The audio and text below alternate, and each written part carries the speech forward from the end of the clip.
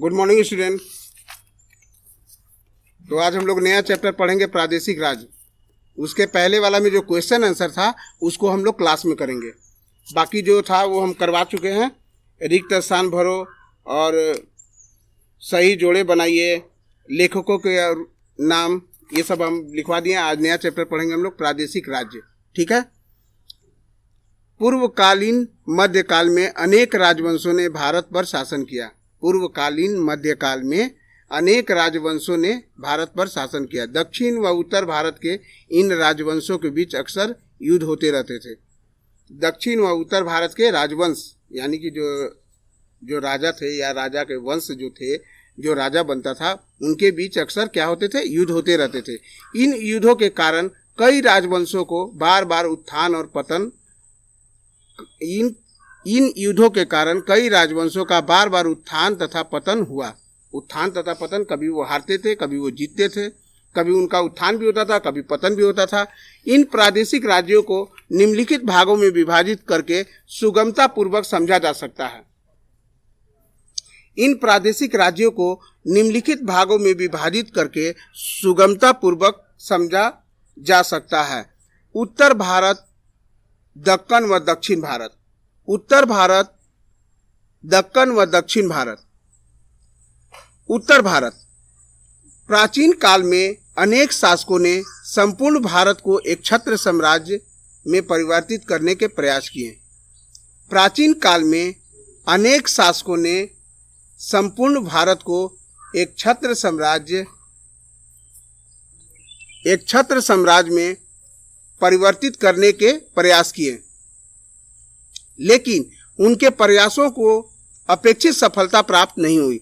उनके प्रयासों को अपेक्षित सफलता प्राप्त नहीं हुई।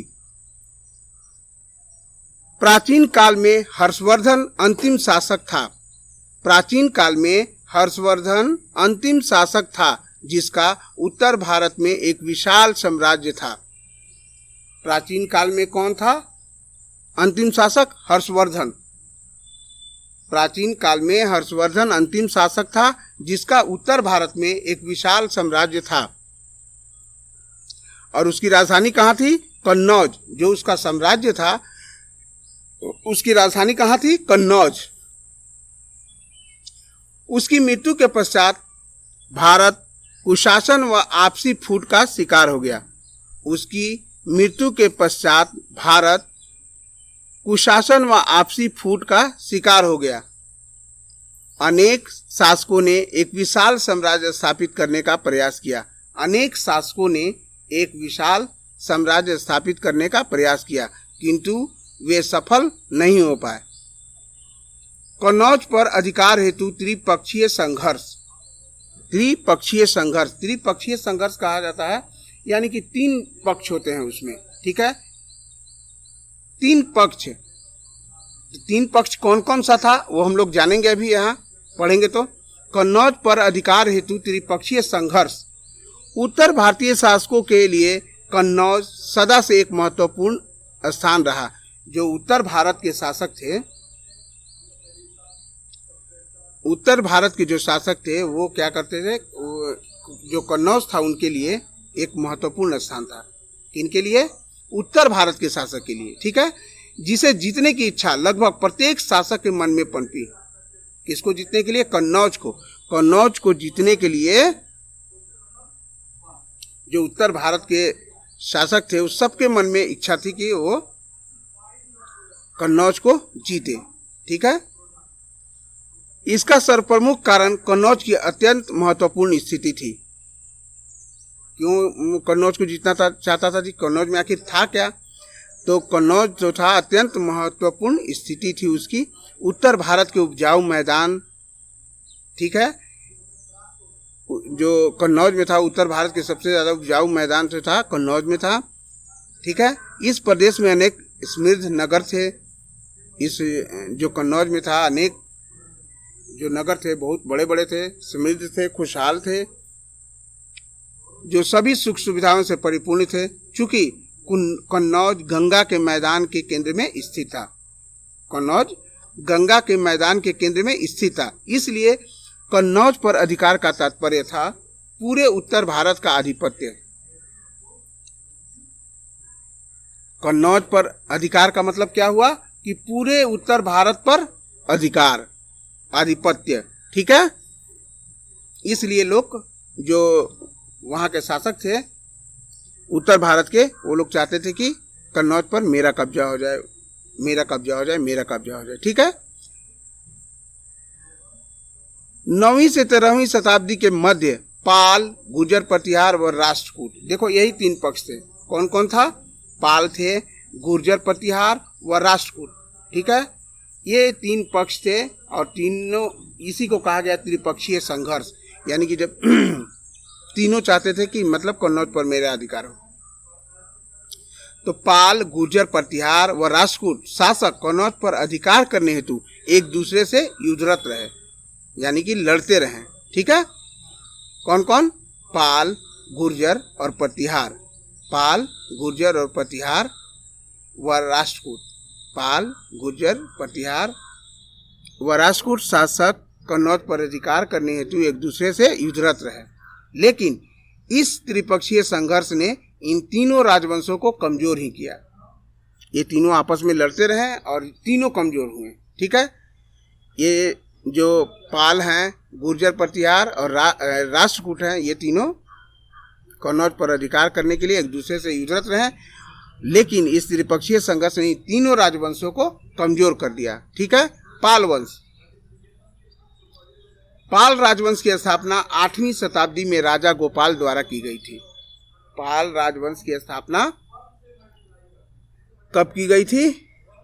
8वीं शताब्दी में। किसके द्वारा? गोपाल के राजा, जो गोपाल थे उनके द्वारा किसकी स्थापना की गई थी?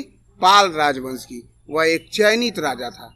वह एक चयनित राजा, जिसको कहा था चयन करके, यानी कि चुन के बनाना राजा। ठीक है ना, जो राजा को चुन के बनाया जाता है उसको हम चयनित राजा बोलते हैं। ठीक है, क्योंकि इससे पूर्व का शासक निसंतान था। क्योंकि इससे पूर्व का जो शासक था निसंतान था। निसंतान मतलब उनके कोई संतान नहीं थे, उनके कोई जो पुत्र या पुत्रियां नहीं थी, निसंतान थे, बिना संतान के थे, बिना औलाद के थे। ठीक है, उसका राज्य संपूर्ण बंगाल व बिहार के कुछ क्षेत्रों तक फैला हुआ था। उसका राज्य संपूर्ण बंगाल व बिहार के कुछ क्षेत्रों तक फैला हुआ था। एक अस्थायी शासन व्यवस्था को स्थापित करके इस राजवंश ने बंगाल पर लगभग 400 वर्षों तक शासन किया। इस राजवंश ने बंगाल पर लगभग 400 वर्षों तक शासन किया। ठीक है, पाल शासक भी कन्नौज को अपने राज्य में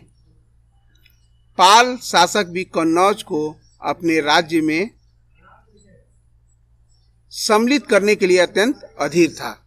जो पाल राजवंश थे वो भी कन्नौज को अपने कब्जे में लेने के लिए अधीर था। राजा गोपाल के पुत्र धर्मपाल ने राज्य को और शक्तिशाली बनाया। राजा गोपाल के पुत्र धर्मपाल ने राज्य को और शक्तिशाली बनाया। यहाँ तक कि धर्मपाल ने कन्नौज पर कुछ समय के लिए शासन भी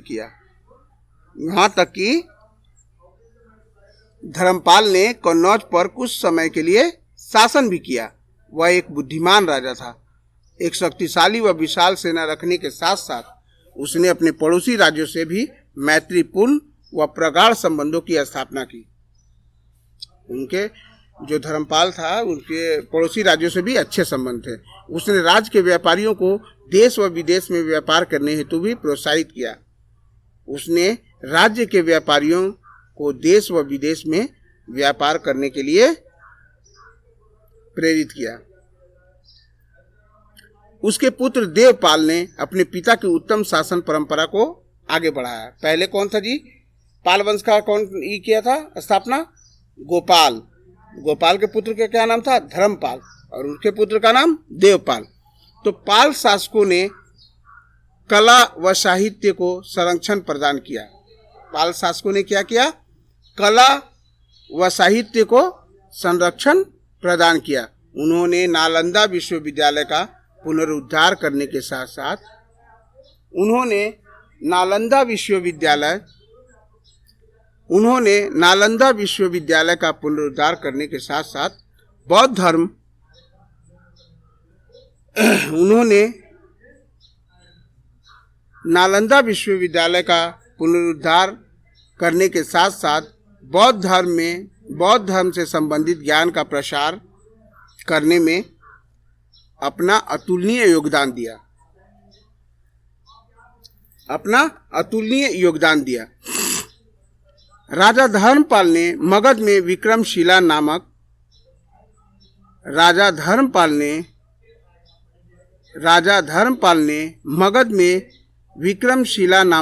एक नए विश्वविद्यालय की स्थापना की।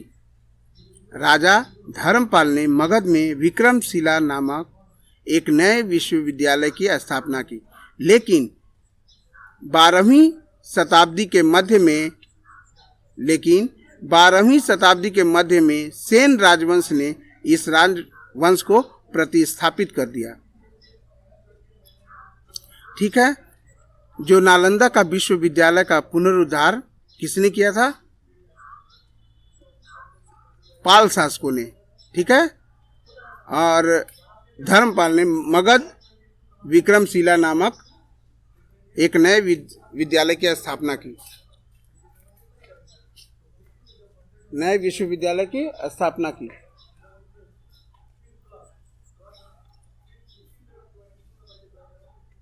ठीक है, लेकिन 12वीं शताब्दी के मध्य में सेन राजवंश ने इस राजवंश को प्रतिस्थापित कर दिया। प्रतिहार वंश, यानी कि जो गुर्जर और प्रतिहार थे उनके बारे में। ठीक है, तो प्रतिहार शासकों ने 8वीं शताब्दी में अवंती राजस्थान में अपने साम्राज्य की स्थापना की। प्रतिहार शासकों ने 8वीं शताब्दी में अवंती राजस्थान में अपने साम्राज्य की स्थापना की। हालांकि यह एक छोटा कुल था, लेकिन स्नेह यानी कि धीरे धीरे उनकी सत्ता शक्ति में वृद्धि होने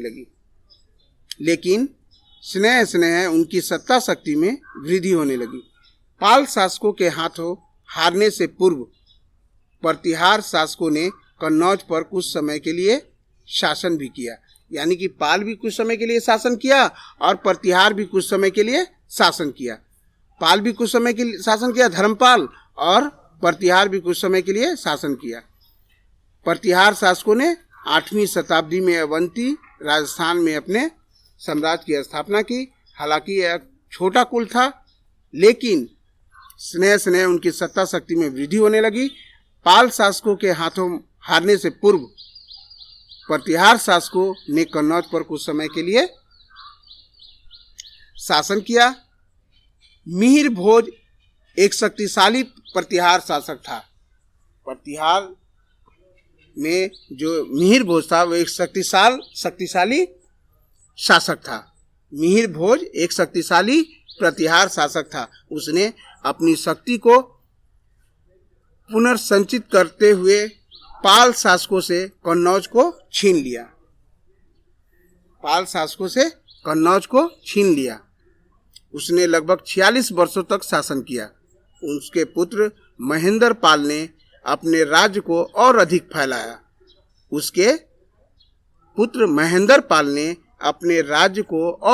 फैलाया, परंतु उसके उत्तराधिकारी अत्यंत कमजोर शासक सिद्ध हुए।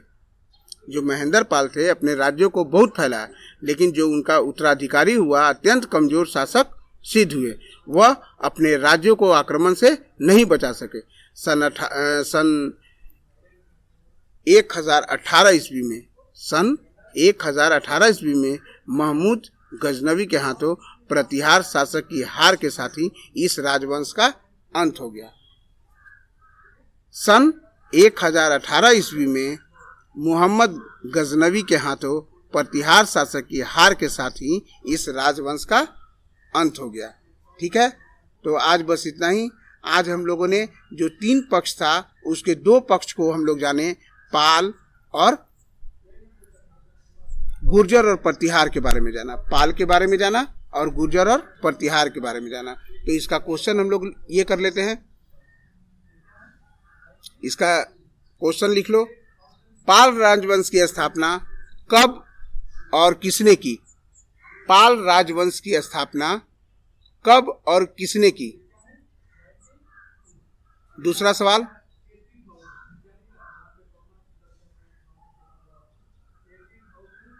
प्रतिहार शासकों ने अपने साम्राज्य की स्थापना कब और कहां की? प्रतिहार शासकों ने अपने साम्राज्य की स्थापना कब और कहां की? ठीक है।